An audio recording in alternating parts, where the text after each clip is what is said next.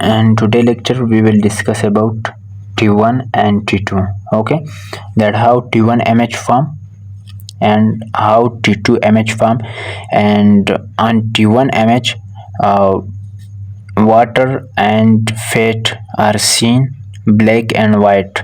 So we will discuss all these phenomena. Okay, let's start. In this lecture we will focus on just T1. Okay, so T1 हमारे साथ T1 में हमारे साथ जो है वो there will be no in phase and will be no out of phase. Okay, T1 में हमारे साथ एन फेज और आउट ऑफ फेज बिल्कुल भी नहीं होगी. ठीक है, T1 हमारे साथ है वो टाइम जिसमें लैंगिट्यूडनल मैग्नेटाइजेशन रिकवरी की तरफ जाता है, तो हम ऐसे इसी टाइम को T1 टाइम भी कहते हैं. ठीक है, जब हमने RF पल्स स्विच ऑफ कर ली थी और फिर RF पल्स की स्विच ऑफ होने के बाद जब लैंगिट्यूडनल मैग्नेटाइजेशन रिकवरी की तरफ गया था, तो इस टाइम को हमने नाम दिया था कि इसे हम लैंगिट्यूडनल रिलैक्सेशन कहते हैं. और लैंगिट्यूडनल रिलैक्सेशन के साथ साथ हम ऐसे T1 भी कह सकते हैं. ठीक है, वहाँ पे भी हमने प्रीवियस लेक्चर में डिस्कस किया था कि हम लैंगिट्यूडनल रिलैक्सेशन को हम T1 भी कह सकते हैं. ठीक है, तो लैंगिट्यूडनल रिलैक्सेशन R1 आर सेम. ठीक है, ये दोनों सेम है. तो अब हम प्रॉपर डिफाइन किस तरह कर लेंगे कि T1 हमारे साथ क्या है. तो T1 की प्रॉपर डिफिनीशन ये होगी कि the time when longitudinal magnetization reach back to 63% of its original value. ठीक है, ये एक प्रॉपर डिफिनीशन हो गई T1 की कि जब the time when longitudinal magnetisation reach back to 63%, वो टाइम जिसमें लैंगिट्यूडनल मैग्नेटाइजेशन रिकवरी करे, लेकिन कितने परसेंट तक? 63% तक. जब 63% तक रिकवरी कर ले, अपनी ओरिजिनल पोजीशन में आ जाए, अपनी पूरी ओरिजिनल वैल्यू तक आ जाए, तो ऐसे हम T1 टाइम कहेंगे. ठीक है, वो टाइम जिसमें लैंगिट्यूडनल मैग्नेटाइजेशन हमारे साथ 63% रिकवरी कर जाए, तो ऐसे हम T1 टाइम कहते हैं.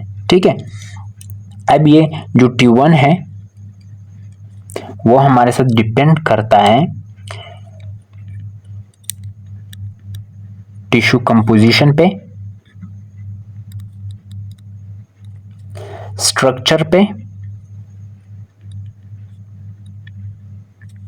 ठीक है, और सराउंडिंग पे कि टिश्यू की कंपोजिशन क्या है, स्ट्रक्चर क्या है और सराउंडिंग क्या है. तो T1 असल में जो इसकी डिपेंड होते हैं, तो वो इन 3 चीज़ों पे होते हैं. ठीक है, जब हमारे साथ सराउंडिंग में जो मैटर होते हैं, सराउंडिंग में जो हमारे साथ मैटर होते हैं, अगर सराउंडिंग मैटर की हमारे साथ मैग्नेटिक फील्ड हो. ठीक है, क्या हो? मैग्नेटिक फील्ड हो.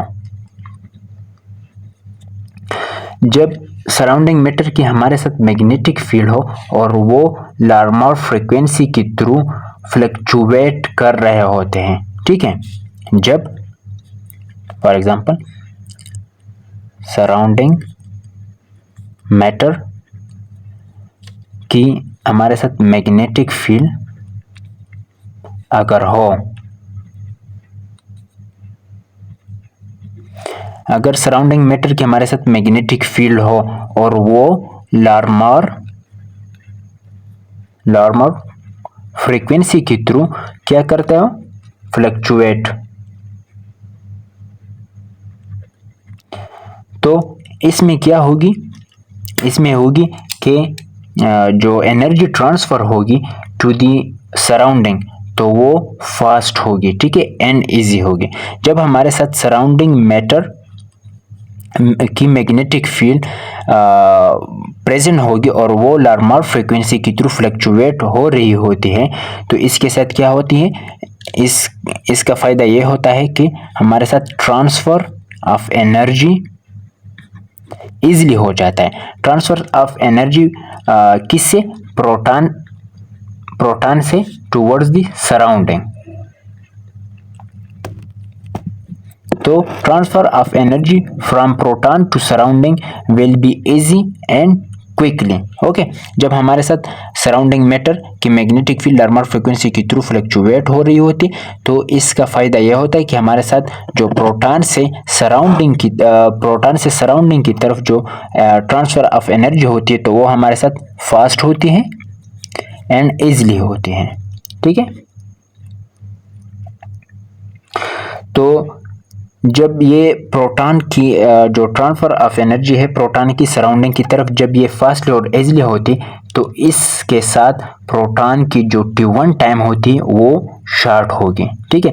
जब हमारे साथ transfer of energy from proton to surrounding quickly होगी और ईजली होगी, तो इसका मतलब ये होगा कि इसका जो T1 है वो शॉर्ट है, T1 विल बी शॉर्ट।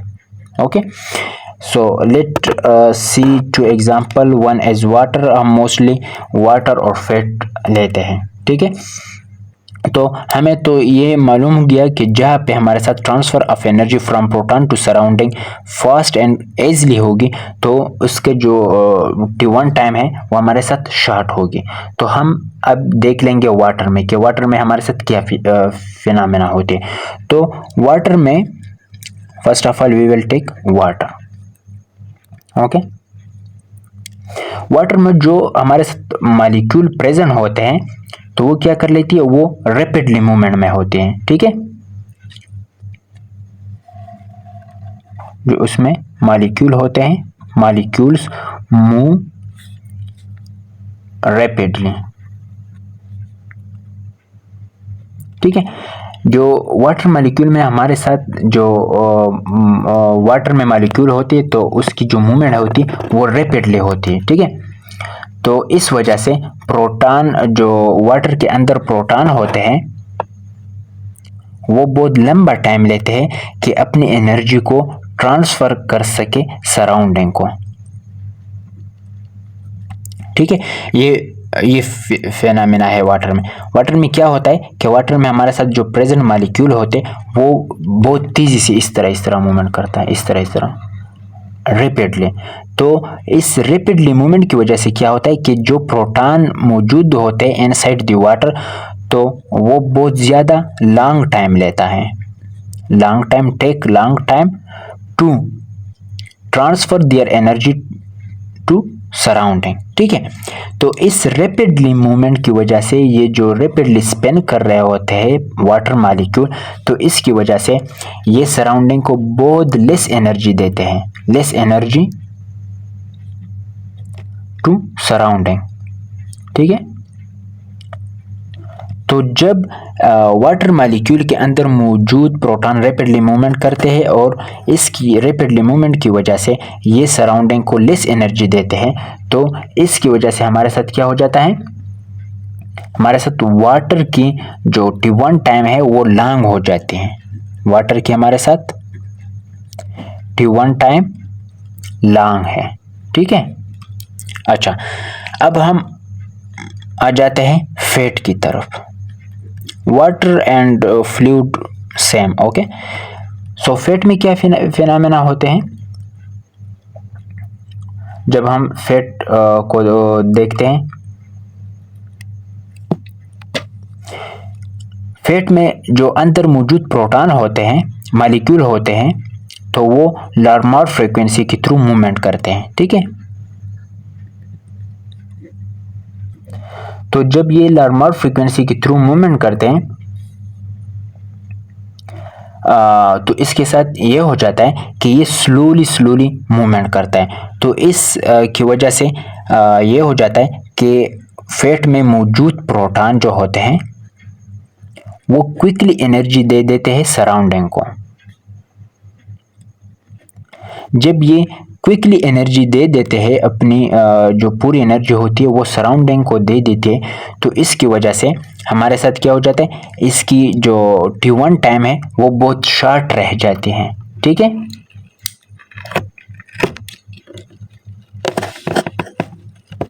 क्योंकि यहाँ पे फैट में हमारे साथ जो प्रोटॉन होती है वो fast energy transfer from fat proton to the surrounding, क्योंकि ये फैट जो प्रोटॉन होते हैं ये अपनी सारी energy quickly and fastly transfer कर लेती है सराउंडिंग को। तो इसकी वजह से हमारे साथ फैट के जो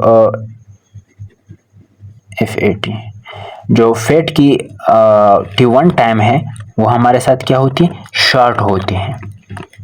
ठीक है, इन दोनों फेनोमेना को पढ़ने के बाद हम इस नतीजे पे पहुंच गए कि इसकी वजह से हम जो T1 एमएच बनता है हमारे साथ और T2 वेटेड एमएच बनता है, और हम फिर कहते हैं कि T1 वेटेड एमएच में हमारे साथ जो फ्लूइड होगी, वाटर होगी, वो ब्लैक दिखाई देगी, और जो फैट हमारे साथ होती है वो हमारे साथ वाइट दिखाई देते। तो इसके जो बिहाइंड फिनोमेना है वो यही है। ठीक है, ये T1 टाइम और यही फिनोमेना के वाटर मॉलिक्यूल हमारे साथ रैपिडली मूवमेंट करते हैं, और इसी रैपिडली मूवमेंट की वजह से हमारे साथ वो बहुत ही लेस एनर्जी सराउंडिंग को देते हैं। तो इसकी वजह से वाटर की हमारे साथ T1 टाइम है वो बहुत लॉन्ग है। ठीक है, क्योंकि वो बहुत आहिस्ता आहिस्ता थोड़ा सा एनर्जी सराउंडिंग को देते हैं। ठीक है, तो इसकी T1 टाइम बहुत लॉन्ग है। जब हम फैट की तरफ आते हैं तो फैट हमारे साथ लार्मर फ्रिक्वेंसी की थ्रू लार्मर फ्रिक्वेंसी जैसा वो मूवमेंट करता है। ठीक है, इसकी प्रिसिजन होती है। तो फैट में मौजूद प्रोटॉन क्या कर लेते हैं, फैट में मौजूद प्रोटॉन जब ये आहिस्ता आहिस्ता थोड़ा सा मूवमेंट करे तो फैट में मौजूद प्रोटॉन वो सारा एनर्जी सराउंडिंग को दे देते हैं। तो इसकी वजह से हमारे साथ फैट की जो T1 टाइम है वो बहुत ही शॉर्ट है। ठीक है, तो इसकी वजह से इन दोनों फिनोमेना की वजह से हम कहते हैं कि T1 वेटेड इमेज में हमारे साथ जो वाटर फ्लूइड होगी, T1 वेटेड इमेज में वाटर और फ्लूइड हमारे साथ ब्लैक दिखाई देगी। ठीक है, दे विल सीन ब्लैक। ठीक है, और जो फैट होगी वो T1 वेटेड इमेज पे किस तरह दिखाई देगी, वो वाइट दिखाई देगी। तो ये वाइट और ब्लैक क्यों दिखाई देती है, वाइट और ब्लैक इसलिए दिखाई देती कि वाटर की हमारे साथ T1 टाइम जो है वो लॉन्ग है। तो इस T1 टाइम की लॉन्ग हो जाने की वजह से ये हमें T1 पे ब्लैक दिखाई देते हैं, जबकि दूसरी तरफ फैट की जो T1 टाइम होती है वो बहुत शॉर्ट होती है। ठीक है, तो ये T1 टाइम की शॉर्ट हो जाने की वजह से ये हमें ब्लैक दिखाई देते, क्योंकि फैट ने सारी एनर्जी सराउंडिंग को दी थी। तो इसकी वजह से इसकी जो T1 टाइम थी वो बहुत शॉर्ट हो गई थी। तो इसकी वजह से हमें T1 पे फैट वाइट दिखाई देते हैं। ठीक है।